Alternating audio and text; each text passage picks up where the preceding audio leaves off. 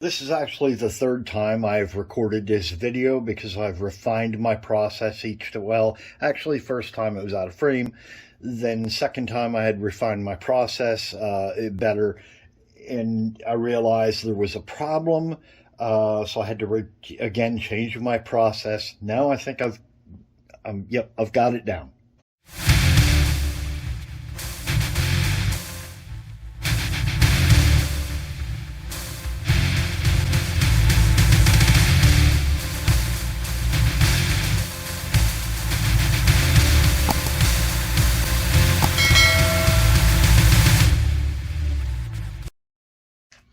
All right, Almanzo here again. Okay, so next operation. What we want to do is we want to bond together the three parts, which would be the rod portion and two of the collars, okay? This is the way I'm doing it. You don't have to do it this way, but this is working for me. So the way I'd originally tried to do it through conventional soldering. Okay, that is using a torch to heat the parts up, using flux and rosin core solder, and trying to solder it by hand. And the results, yeah, they kind of speak for themselves. A little bit ugly. That basically wherever the flux goes is where the solder goes. There's no solder mask on here, so if the flux happens to run a little bit down one side or the other, or in this case just run right down the front face here, yeah, and I tried filing it and using an X-Acto knife, and it just created a lot of work. Another thing, red thread locker. Yeah, it doesn't work. Tried it. I left this cure for 18 hours, and I was able to, in pretty easily separate the parts. There's simply not enough surface area in there for a super strong bond. Plus, the working time with the thread locker is like, 5 to 10 seconds before these two parts really start seizing up against each other. It's almost like working with like super glue. So that method was out. I'm doing these things so that you don't have to make these same mistakes, that you can be confident if you do it in this manner, it will work for you. So I went to using solder paste. Okay, so my first attempts at solder pasting was quite well, went quite good. Okay, but what I had noticed is that the solder paste was not bonding to both pieces.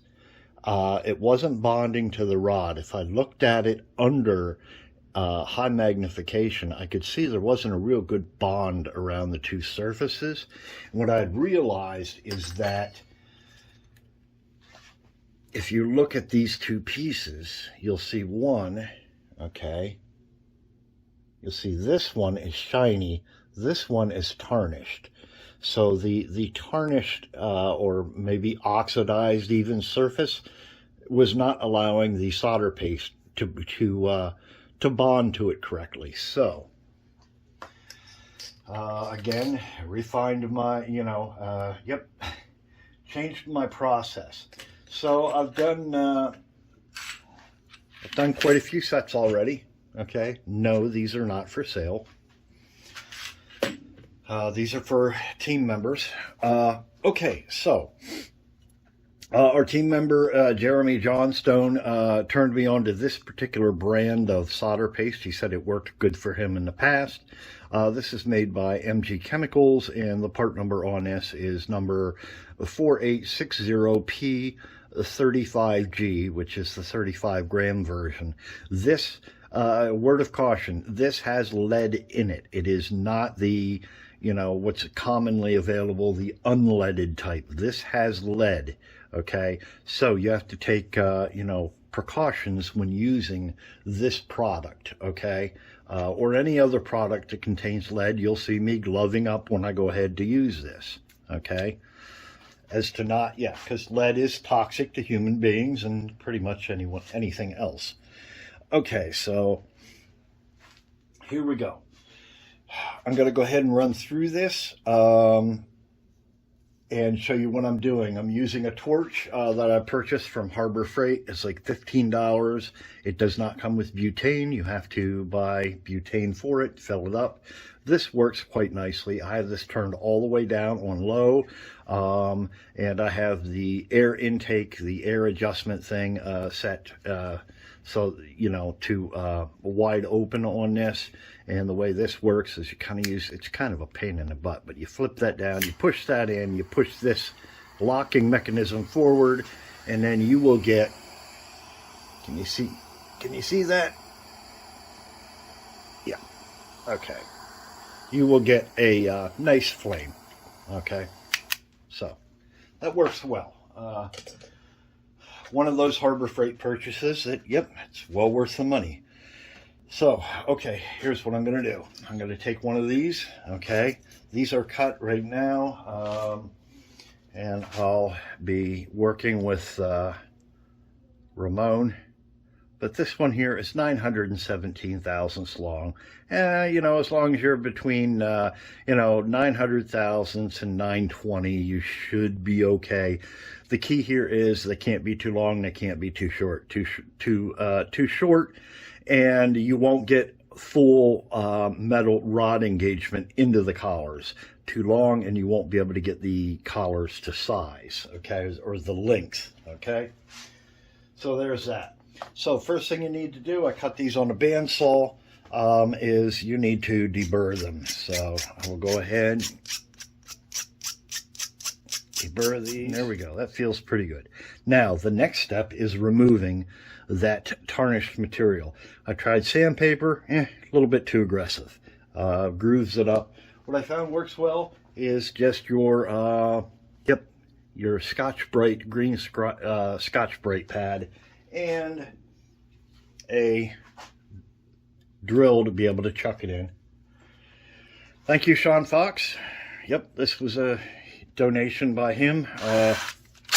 One of our teammates, he had seen that my cordless drill situation was lacking, to say the least. So just put it on there and just run it.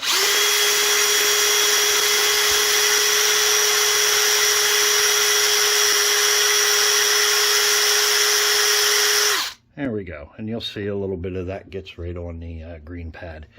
That shines it up nice. Flip it over, rinse and repeat. Remember, you're trying to not remove. Yeah, you can actually see here now. You can see the color difference. Okay, you're trying not to remove much from the diameter.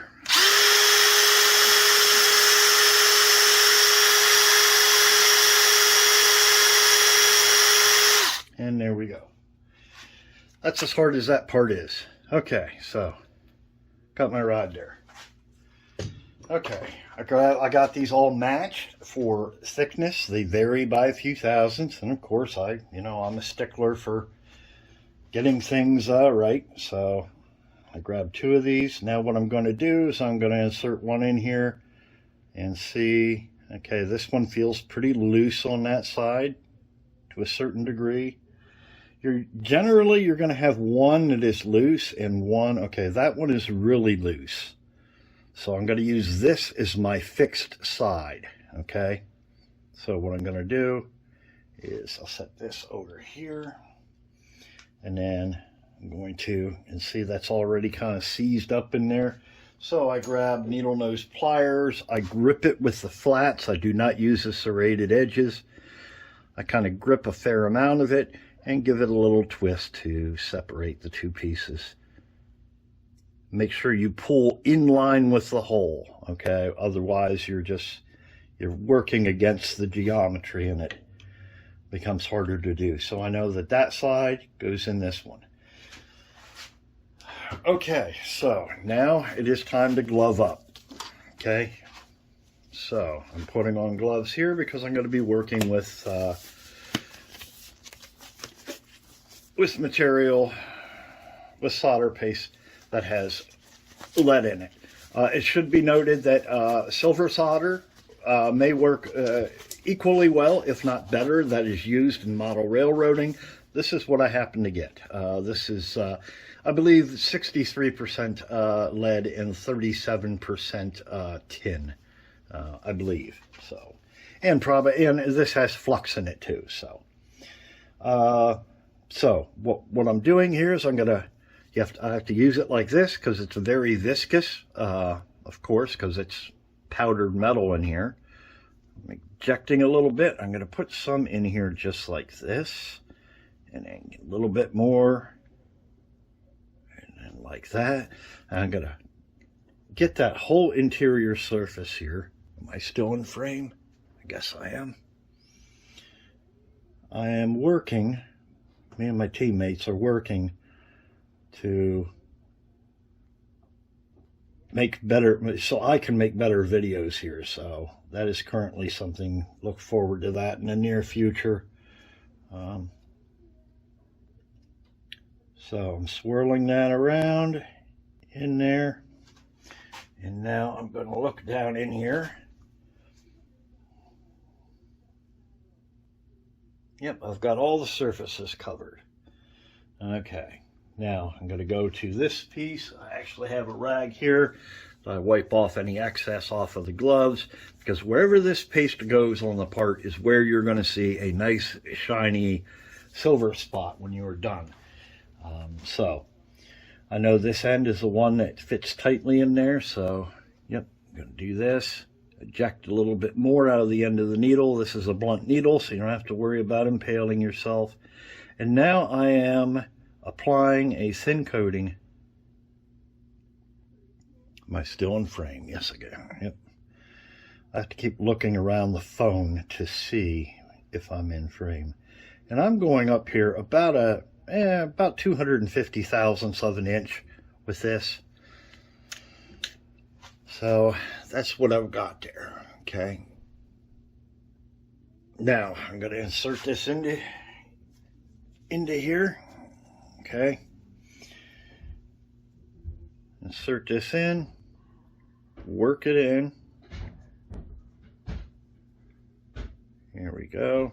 All right. That's starting to work in. Now I have to grab my needle nose pliers. Again, I'm going to wipe off my gloves here so I don't get that stuff all over the part. And let me see here. I'm going to grab this. Still in frame. Yep, going to grab this, going to twist and push that on there. And I'm going to bottom it all the way out. So push and twist, push and twist. There. Okay, so there's that. This one is in.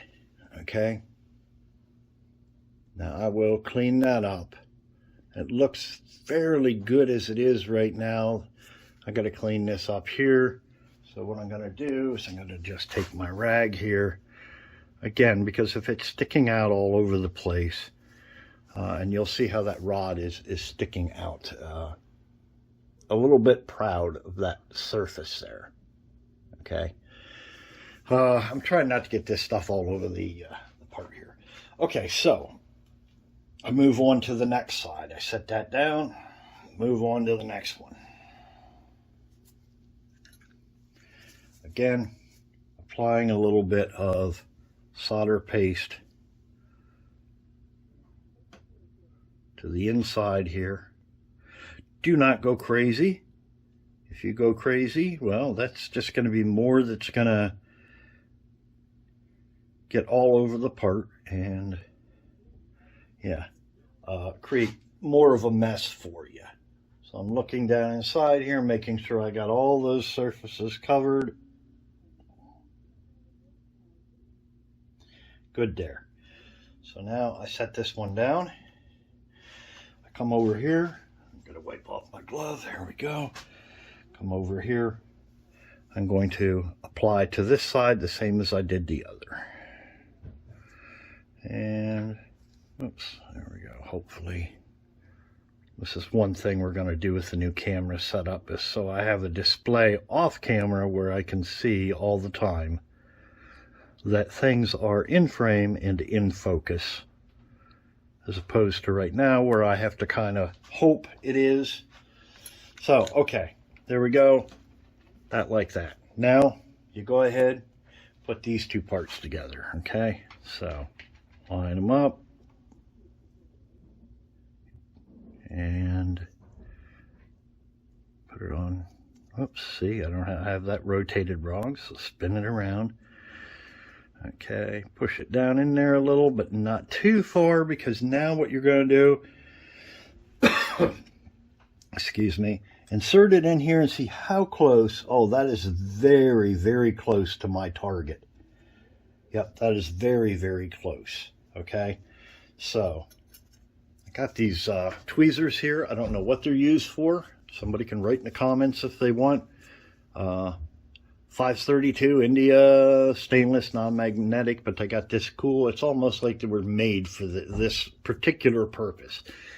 When you're out looking at surplus places or whatever and you find these oddball tools, hey man, pick them up, you know, if they're cheap, because yeah, you never know when it's like that's the exact tool you need for that job.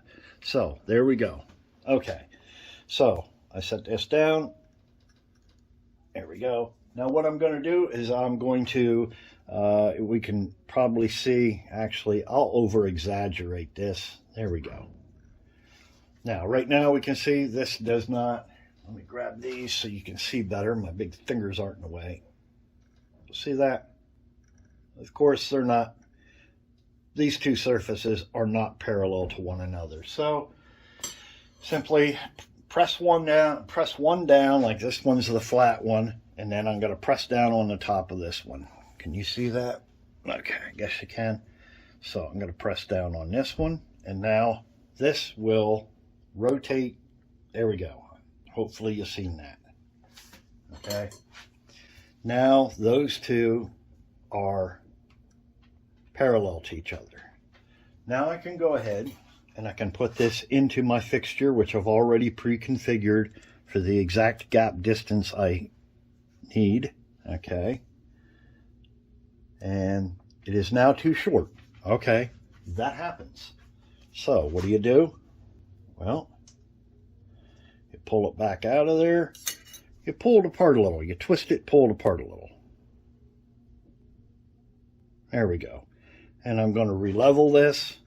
Okay. Again, hold one side down. There we go. Good there. Put it back in here.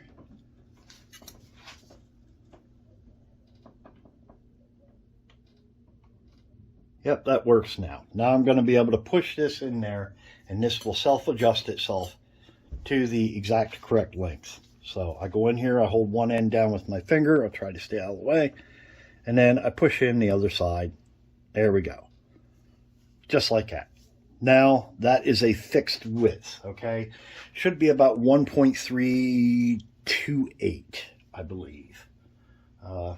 So you kind of reach in here like this, just kind of pop this out carefully, okay? There we go. And now I'm going to check this. Check this for length. I get the calipers of truth. See right there, I actually have some lead on there. Okay, clean these jaws. Okay, zeroed out. So I pick this up carefully, and I'm going to measure from apex to apex. Again, it should be about 1.328. And hope you can see that. 1.3275. I'll buy that all day long, within a 0.5 thousandths of an inch. So I put this down. I'm doing a last check here. Well, not a last check, but I'm doing another check to make sure that it remained level after pushing that down in there. So, yep, I'm still golden. Now what I'm doing is I'm going to look at the solder paste. And I gotta see, is that solder paste in areas where I do not want it? Yeah, I can see it's on the side of the collar there. I can see it's up on the rod where I don't want it. So now is when you go, and I don't know, Q-tips would probably work pretty good. I don't currently see any down here. I haven't been using any. But you're going to take a rag and you're going to wipe these areas off, okay? Making sure to try to keep your gloves clean as much as possible.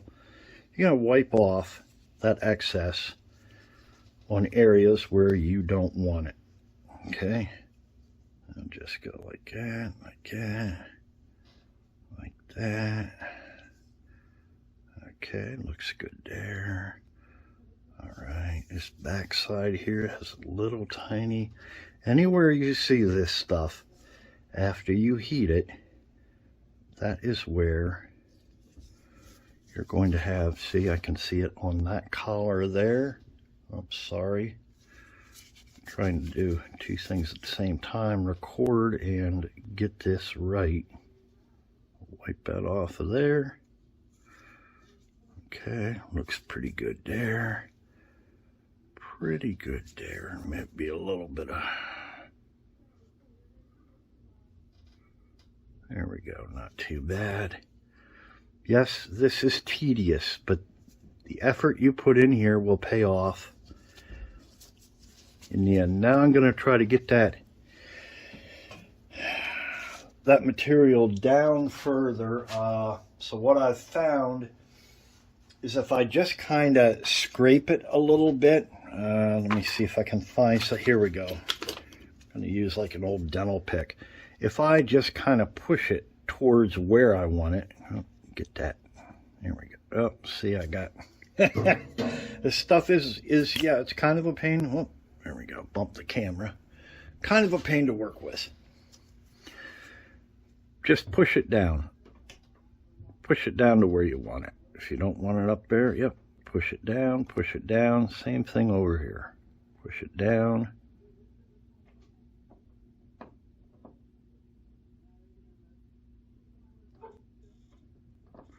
There we go. That's going to be good enough. All right. I would suggest better gloves that fit tighter. You see how they wrinkle up, and when they do, yep, you can easily get this stuff where you don't want it. Here, I've already done that over here, I see, so I'm just going to take and push that down like that. Remove that excess. Okay.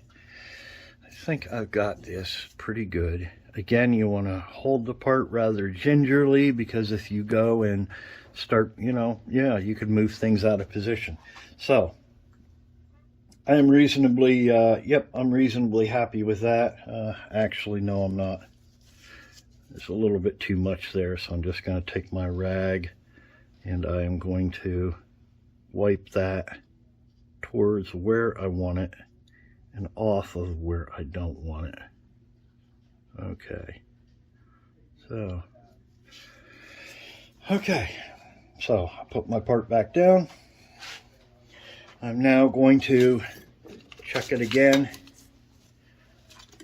make sure it did not move. Yep, I can hear my neighbor next door shaking a spray paint can, which means I'm going to be inundated with fumes pretty quick here. So, okay, there we go. Yep, zeroed. And I'm going to do a last check of my distance, make sure nothing shifts there. And let's see, 1.3285, 1.3, yep. So I'm right there.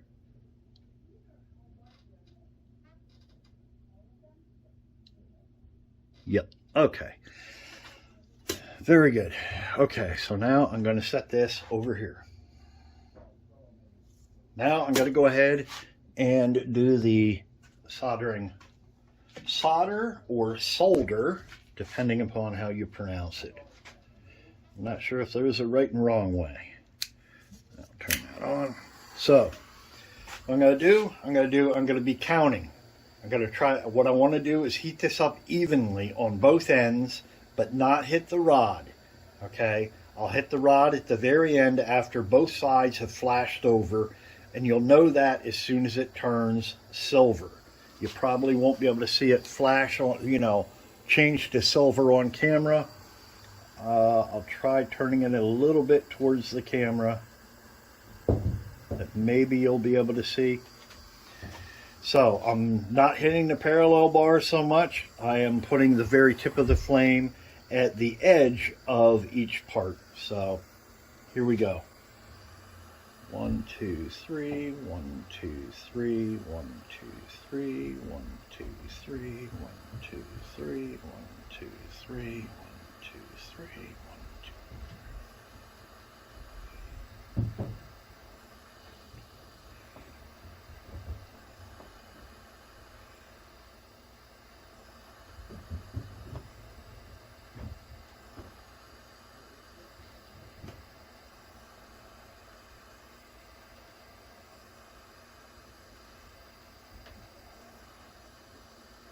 That flashed, that flashed. So both sides flashed at the same time. Now I'm going to hit that middle rod. There, done. Don't touch it. Don't touch it. Don't blow on it. Don't do anything. Let the part cool naturally. Your tendency will be to blow on it. The problem with that is the material of the collars is much larger than that of the rod. We want even cooling of the part. We don't want to blow on it. The rod will cool down quicker, and that could cause a cold solder joint or just plain bad solder joint. We want these to cool down, okay? So, letting that cool down.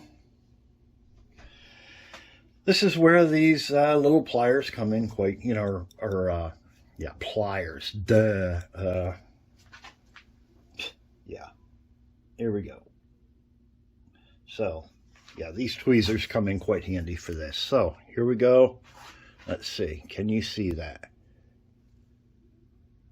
Okay, so I've got the solder to bond to both the collars and the rods, okay?